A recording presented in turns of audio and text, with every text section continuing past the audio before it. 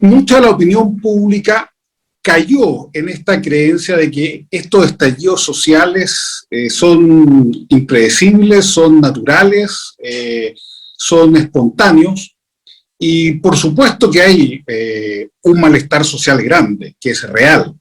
Sin embargo, uno no debe ser tan ingenuo para creer que todos estos estallidos sociales, como el que se está dando en Chile, en Colombia, son espontáneos. Hay todo un trabajo de años, de muchos años, sobre todo de la izquierda, que en el caso de Chile empezó como desde los años 90, y desde los años 90 hubo todo un sector de la izquierda que no quiso participar en el proceso político que se llamó en Chile la transición. Y esa izquierda se fue organizando a través primero de un movimiento que se llamó en Chile la zurda, después pasó, ¿no es cierto?, a confluir en unos grupos llamados del Frente Amplio y que se empezaron a cristalizar en movimientos estudiantiles a partir del año 2011 y que tuvieron su convergencia en el estallido social de octubre del 2019 en Chile. Ahora, detrás de esta movilización social, una nueva forma que tiene la izquierda hoy día de enfrentar el desafío político, de enfrentar la lucha política. Y esa se ha nutrido principalmente de un filósofo argentino, Ernesto Laclau, ya fallecido, que pasó gran parte de su vida académica en Inglaterra, y su señora también, otra intelectual belga, aún viva, Chantal Mouffe, que en el fondo elaboraron lo que se llamó el populismo de izquierda. Fueron los primeros que le fueron dando contenido al populismo de izquierda, muy basado, por supuesto, en Gramsci, muy basado también en George Sorel, el uso de la violencia, etc. De esa beta intelectual es que se va formando lo que ellos llaman el postmarxismo.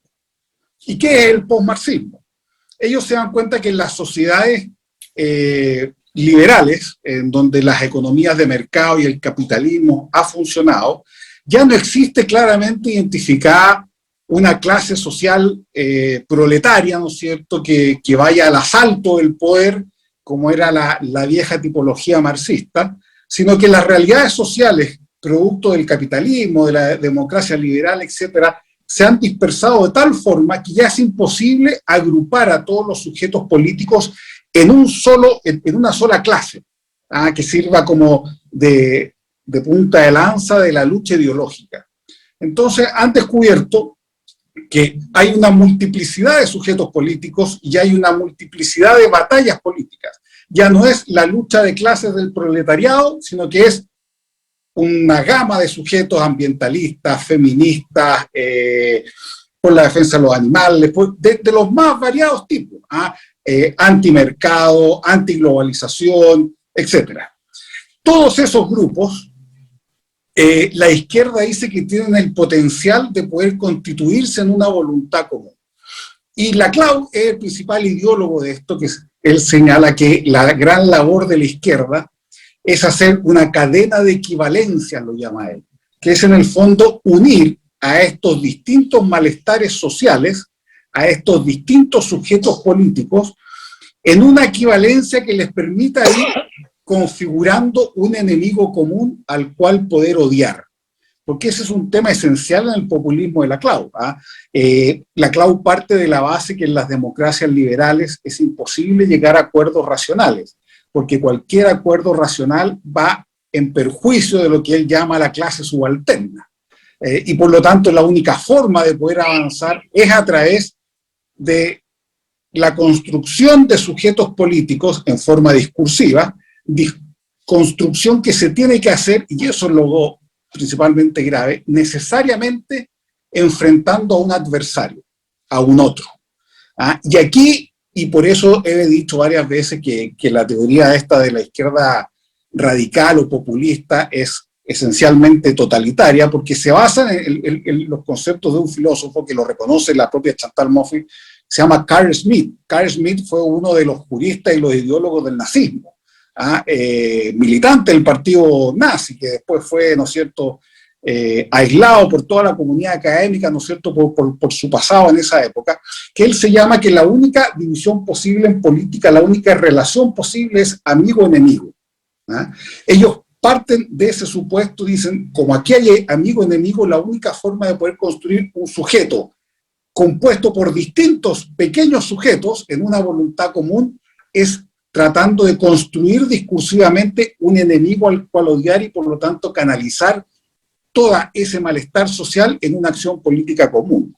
Por eso uno ve, por ejemplo, la importancia que le da a los Kirchner, lo que le daba Evo Morales, lo que le daba también Hugo Chávez, en tratar de calificar siempre al enemigo. ¿Ah? Y hay diccionarios completos de la palabra, ¿no es cierto?, fascista, dueños del poder, etcétera.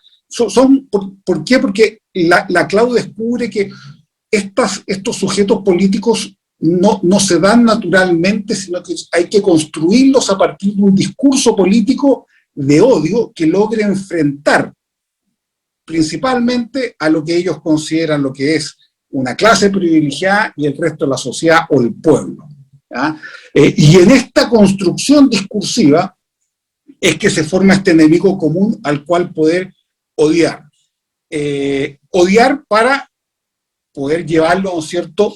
Y esa es una gran diferencia de la izquierda populista de la otra, a través de las medidas democráticas de la propia democracia liberal hacia un escenario en donde poder destruir esa democracia liberal. Fracasaron con la guerrilla, fracasaron con la violencia que se iba a la montaña, ¿no es cierto?, y trataba de votar al poder. Ahora la estrategia es hacerlo desde dentro del poder con las propias herramientas de la democracia liberal. Ahora, eso sí, hay una diferencia con Allende. En Allende, la Unidad Popular todavía tenía un sector que creía en la democracia. Fue sobrepasado por los grupos después más extremos. Aquí, derechamente, la izquierda radical tiene como objetivo, ya no solapado, como era durante la Unidad Popular, la destrucción del sistema democrático, porque consideran que la izquierda parlamentaria, la socialdemocracia, es en el fondo parte de la derecha. Es un gran tema para ellos también. Y por eso ellos muchas veces colocan la distinción ya no entre izquierdas y derechas, sino que entre pueblo y élite, porque a la socialdemocracia la consideran como parte del enemigo al cual hay que derrotar también. Y utilizando esos mecanismos de la propia democracia, es que hacen otro tema, que es que eso fue distinto con la UP, porque la UP acá en Chile trató de, con la violencia, destruir la democracia liberal o parlamentaria que se conocía en Chile, y aquí en la izquierda radical la violencia es auxiliar. Lo que hacen es, a través de un proceso discursivo, de legitimar de tal forma las instituciones democráticas que ocupan o utilizan los mismos procedimientos de la democracia para desmantelar el sistema. El ejemplo más claro, y que usted lo debe saber mejor que nadie, es el de Venezuela. En Venezuela hay que recordar que se llamó una asamblea constituyente, y en Chile no es casualidad que la izquierda lleve cerca de 7 años pidiendo una asamblea constituyente. Cuando uno dice, en Chile se sorprenden mucho cuando dicen, oye, ¿cómo es que del estallido social por mayor becas para la universidad, etcétera, terminamos en una asamblea constituyente? Y consideran que fue casi como irracional terminar eso. No, es perfectamente racional. Si la izquierda radical viene con los mecanismos de las democracias, o sea, de las asambleas constituyentes de hace muchos años atrás, fue la estrategia de Chávez, fue la estrategia de Evo Morales, fue la estrategia, ¿no es cierto?, que trataron de implementar los Kirchner, etcétera. Entonces, no es raro. ¿Qué ocurrió en Venezuela? Y usted lo sabe mejor que yo. Se instaló esta asamblea constituyente y lo primero que hizo es, se auto-otorgó el poder constituyente originario, y empezó a hacer actos constituyentes, cosa que no estaba previsto, y empezó a dictar decretos que terminaron destruyendo al Poder Judicial, terminaron destruyendo al Congreso, terminaron destruyendo la Contraloría, y al final hicieron, sin hacer revoluciones, sin tomarse armado, pero sí usando la amenaza de la violencia siempre presente, la destrucción por dentro del sistema parlamentario, y ese es el gran temor, porque en el fondo además caen en cosas burdas. Yo tengo entendido que en Venezuela, de hecho, cuando se promulgó la constitución nueva chavista, a propósito, con la excusa de que habían errores gramaticales, imprimieron cosas que las cambiaron después. Entonces, son batallas para las cuales las instituciones democráticas liberales no están preparadas y la gente tampoco. Por ejemplo, lo que ocurrió en Venezuela, que cuando vino este asalto hacia la Corte Suprema, la presidenta de la Corte Suprema, yo tengo entendido que renunció. Renunció a la Corte porque dijo, bueno, esto no puede ser. ¿Por qué? Porque las autoridades más democráticas no están acostumbradas a dar esas peleas quizás más callejeras, fuera de las formas, y por lo tanto, ante la debilidad de los representantes de esos poderes, al final fueron cayendo de a uno, ante la determinación, el populismo y la amenaza de fuerza de una izquierda radical que al final terminó avasallando con todo, llena de decretos que justificaban, ¿no es cierto?, estos temas, pero al final terminaban destruyendo la institucionalidad por dentro. Esa es la estrategia más o menos de la izquierda radical, amparada teóricamente, ¿no es cierto?, por personas como la CLAU y todo lo que es esta izquierda populista. Hay que recordar que la CLAU fue un ferviente defensor de los Kirchner, por ejemplo,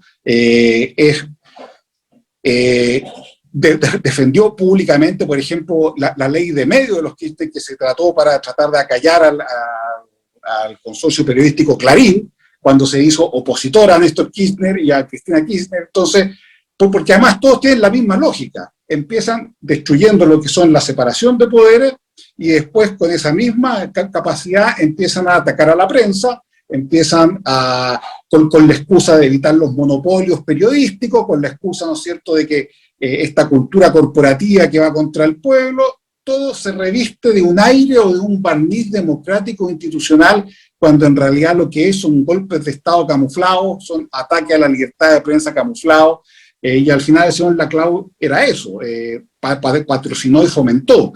Fue también, por ejemplo, en el uso de la violencia en Argentina, la Cámpora, ¿no es cierto?, este grupo de jóvenes vociferantes, agresivos, que salían a la calle cada vez que era necesario mostrar violencia y amenazar al sistema, también tenían a Ernesto Laclau como uno de sus referentes. Y esto ha tenido distintas manifestaciones, no solamente en Latinoamérica, esto viene también de Podemos en España, que fueron los primeros, hay un grupo de profesores de la Complutense, ¿no es cierto?, fueron los primeros en tratar de darle también un barniz más internacional y más ideológico a este tema. Uno de los principales fundadores de Podemos, el señor Monedero, asesor de Chávez durante 5 años, Errejón, que es otro de los intelectuales de Podemos, fue asesor de Evo Morales y de García Linera. Laclau mismo, ¿cierto?, fue también un gran defensor en foros internacionales de los Kirchner.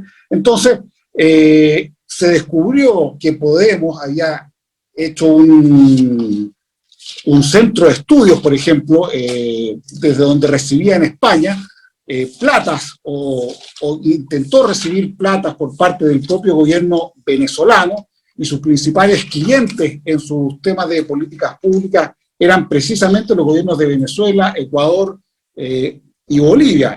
Era la Fundación Centro de Estudios Políticos y Sociales, que al final, cuando se descubrió estas platas venezolanas, lo cerraron, pero crearon otro, crearon lo que se llamó el CELAC, que hoy día funciona en Ecuador, con plata de lo que fue el gobierno de Correa, que se llama el Centro Estratégico Latinoamericano de Geopolítica, y que funciona hasta el día de hoy. Y eso han exportado intelectuales, han exportado activistas a Chile, Argentina, Colombia, Venezuela. De hecho, si uno sigue la página web del CELAC, sus temas preferidos son la movilización social en Chile ahora y en Colombia. Le han dado mucho auge al tema colombiano. Entonces, ¿existe descontento social? Sí. Ahora, un descontento social que es muy distinto al que se da en Chile hace 40 años. Hace 40 años el descontento social en Chile era por la pobreza. Hoy día el descontento social es de una clase media que se siente desprotegida. O sea, ya no es, no tenemos acceso a agua, no tenemos alimentos o no tenemos casa. Hoy día es, queremos que nuestros hijos estudien con beca en la universidad, queremos, ¿no es cierto?, tener un mejor seguro de salud. Esas son las demandas sociales hoy día en Chile, que demuestran un sistema que ha sido exitoso, pero por supuesto las respuestas tienen que cambiar cuando cambian las preguntas. Las preguntas de los chilenos cambiaron, ya no son preguntas de pobreza, sino que son preguntas de clase media, y ahí hay un error de la institucionalidad chilena que no ha sido capaz de darle esa buena respuesta.